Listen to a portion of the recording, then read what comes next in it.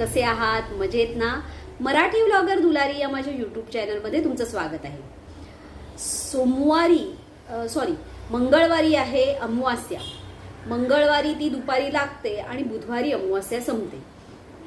तुम्हाला माहितीच असेल की अमावास्येला घरची साफसफाई करायची, कारण अमावास्या म्हणजे प्रत्येक लोक कशी अमावास्या म्हणजे खूप घाबरून जातात. अरे बापरे, अमावास्या हा वाईट दिवस आहे, असं प्रत्येकाची काहीतरी एक मानसिकता झालेली आहे की अमावास्या ही वाईट आहे.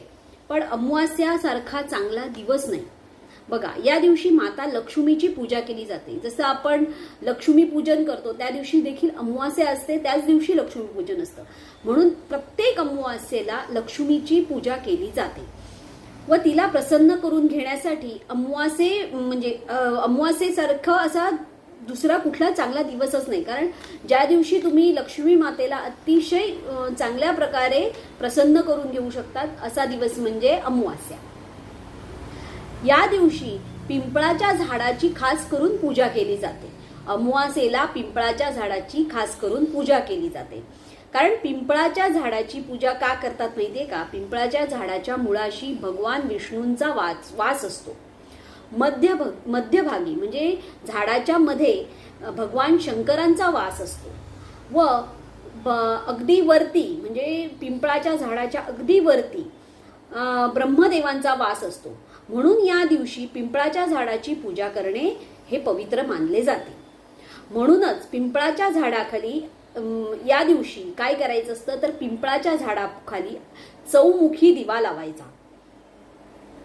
म्हणजे एक पणती घ्यायची किंवा कणकेचा दिवा असला तर अतिशय चांगला, पणती घेतली तरी चालेल. त्या पणतीमध्ये 4 वाती, 2 वातींची एक वात तयार करायची. अशा 4 वाती म्हणजे चौमुखी, इकडे एक, इकडे एक, इकडे एक, इकडे एक, अशा 4 वातींचा दिवा तयार करायचा. आणि त्या दिव्यामध्ये मोहरीचं तेल घालायचं आणि त्यामध्ये थोडेसे काळे तीळ घालायचे. आणि हा दिवा आपण आपल्या घरातच तयार करायचा. आणि हा दिवा केल्यानंतर या दिव्यात जे तेल असतं त्या म्हणजे पणतीमध्ये तुम्ही कुटुंबातील जितकी कोणी माणसं असतील त्यांनी सगळ्यांनी यामध्ये आपला चेहरा बघायचा. नंतर घरातील एका व्यक्तीने नेऊन तो दिवा पिंपळाच्या झाडाखाली लावायचा. पण दिवा लावताना त्याखाली तांदूळ किंवा फुलं किंवा पान किंवा विड्याचं पान काही ना काहीतरी ठेवायचं. नुसता कधीच कुठे दिवा ठेवायचा नाही. त्यामुळे तिथे तो दिवा आपण तिन्ही सांजेला नेऊन लावायचा. आणि दिवा लावल्यानंतर काय करायचं, जो कोणी जाऊन दिवा लावेल त्याने मागे वळून बघायचं नाही. त्याने मागे वळून न बघता आपल्या घरी परत यायचं व हातपाय धुवून घरात यावे. घरात आल्यानंतर देवासमोर बसून 1 वेळा कालभैरव अष्टक म्हणायचं. यामुळे तुमच्या घरावर केवढी पण मोठी संकट असू दे किंवा कोणी करणी बाधा केलेली असू दे किंवा तुम्हाला पैशाच्या आर्थिक काही अडचणी असू दे, कर्जबाजारीपणा असू दे, या उपायाने सगळ्या समस्यांचं निवारण होतं. म्हणून अमावास्येला जे काही तुम्ही उपाय करता ते तुम्हाला लक्ष्मी प्राप्तीपर्यंत नेऊन पोहोचवतात. त्यामुळे जे काही तुम्ही अमावास्येला उपाय करणार ते अगदी मनोभावे करा. बघा, याच्या पुढचं काय आहे तर दुसरा उपाय आहे. तर अमावास्येला आपल्याला एखाद्या गरजू व्यक्तीला म्हणजे ज्याला अतिशय काही जे तुम्ही देणार त्या वस्तूची त्या माणसाला अतिशय गरज आहे अशाच व्यक्तीला द्या. कारण ज्या वेळेला दान द्यायचं म्हणून कुणालाही दान द्यायचं म्हणजे त्याला त्याची किंमत नसते आणि मग तो तुम्हाला म्हणतो हा काय दिलं हे, असं करून जो कोणी तुमची निंदा करतो त्याला कधीही दान देऊ नका. ज्या व्यक्तीला खरोखरच वस्तूंची गरज आहे, जे तुम्ही दान करणार त्या वस्तूची त्या व्यक्तीला गरज आहे का, अशाच व्यक्तीला तुम्ही दान द्या. या दिवशी दान करणं खूपच चांगलं असतं. कारण बघा, या दिवशी आपला ज्या वेळेला आपण घरातून काही एखाद्या व्यक्तीला दान देतो म्हणजे अमावास्ये दिवशी एखाद्या व्यक्तीला ज्या वेळेला तुम्ही दान देता तेव्हा ती व्यक्ती तुम्हाला भरभरून अशी आशीर्वाद देते की तुझं खूप चांगलं होऊ दे. आणि खरोखरच या दिवशी जे आशीर्वाद मिळतात ना ते खूप फलदायी असतात. तुम्ही हा उपाय जरूर करा. पण अतिशय ज्याला गरज असते अशा गरजवंतालाच दान द्या. तर या दिवशी आपल्याला काय करायचं असतं, मुख्य दरवाजा सकाळी उठल्याबरोबर आपल्याला आपला मुख्य दरवाजा स्वच्छ करायचा व दरवाजावर कुंकवाने स्वस्तिक काढायचं. त्यानंतर उंबऱ्याला हळदीचं लेपन करायचं. हे तुम्हाला सगळ्यांना माहितीच आहे की अमावास्या असू दे, पौर्णिमा, गुरुवार, आपल्याला उंबऱ्याला हळदीचं लेपन हे करायचंच असतं. यामुळे आपल्या घरात जेवढी काही इडापिडा आहे तेवढी सगळी निघून जाते आणि घरात जी काही नकारात्मकता आहे ती पण दूर होते व घरात खूप चांगलं वातावरण तयार होतं.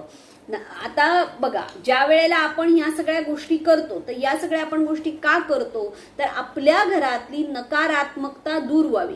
कारण ज्या वेळेला घरातली नकारात्मकता दूर होते त्याच वेळेला आपल्या घरातल्या सगळ्या गोष्टी ह्या सुरळीत चालतात. ज्या आपण प्रत्येक वेळी जर घरात असं म्हणत राहिलो की माझं काही होणारच नाही, माझं चांगलं होतच नाही, माझ्याकडे पैसा कधी येतच नाही, तर तुम्हाला वास्तू कायम तथास्तू म्हणत असते.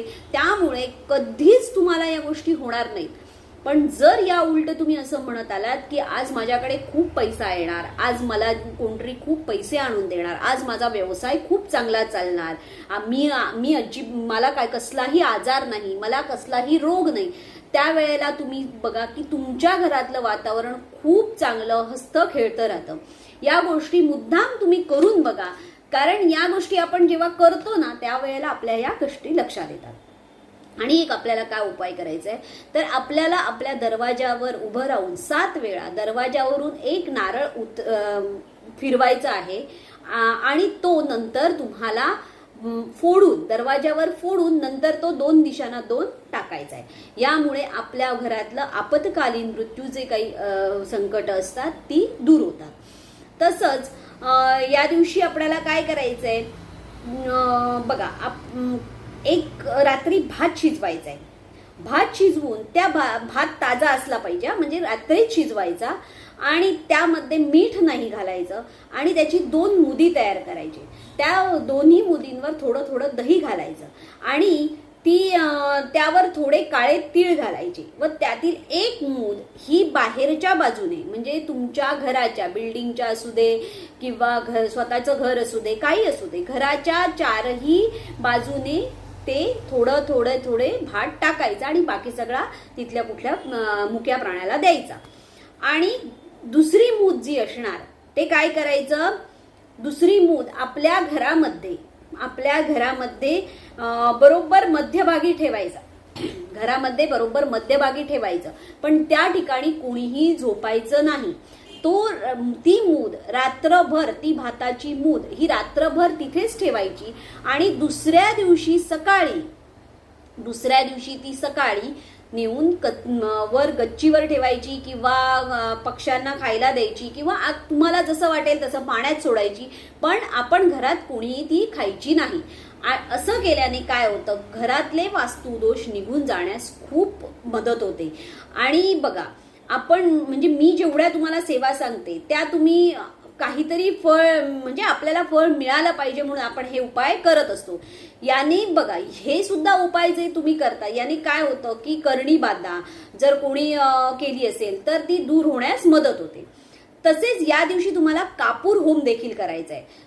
धूपाची धूप आरती असते ना, त्यामध्ये 7 कापराच्या वड्या टाकायच्या, पण या वड्या भीमसेनी कापराच्या असल्या ना तर खूप चांगल्या, आणि त्यामध्ये थोडंसं गाईचं तूप टाकायचं. यामुळे घरामध्ये, आणि हे सगळ्या घरामध्ये, म्हणजे जितक्या तुमच्या घरामध्ये रूम आहेत तेवढ्या सगळीकडे हा कापूर फिरवायचा. यामुळे घरामध्ये असणारी निगेटिव्हिटी दूर होते.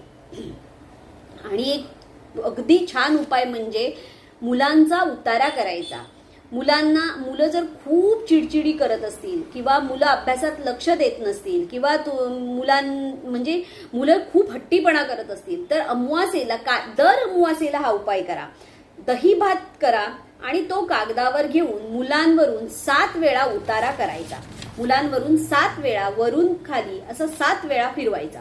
आणि हा नंतर दहीभात ज्या ठिकाणी कुणाचाही पाय पडणार नाही, कारण आपल्यामुळे दुसऱ्याचं कधीही वाईट इच्छायचं नाही, एवढं लक्षात ठेवा. हे मी प्रत्येक वेळी सांगते की आपल्यामुळे दुसऱ्याचं कधीही वाईट होऊ नये. त्यामुळे अशा ठिकाणी नेऊन टाका की ज्या ठिकाणी कुणाचाही पाय पडणार नाही आणि तो भात तिथे नेऊन टाका. बघा लगेच मुलांच्या वर्तणुकीमध्ये बराच फरक पडतो.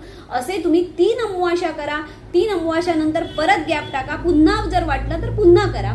अशा निदान 3 अमावास्येमध्येच तुम्हाला यामध्ये बराच फरक पडलेला दिसतो. हे छोटे छोटे जे उपाय तोडगे असतात ना, हे कमी वेळेचे आहेत, कमी खर्चाचे आहेत आणि त्यामुळे तुम्हाला कुठला त्रासही नाही. त्यामुळे हे सगळे करून बघा, अनुभव घ्या आणि मला तुम्ही तुमचा अनुभव शेअर करायला विसरू नका आणि कमेंटमध्ये श्री स्वामी समर्थ लिहायला विसरू नका. श्री स्वामी समर्थ.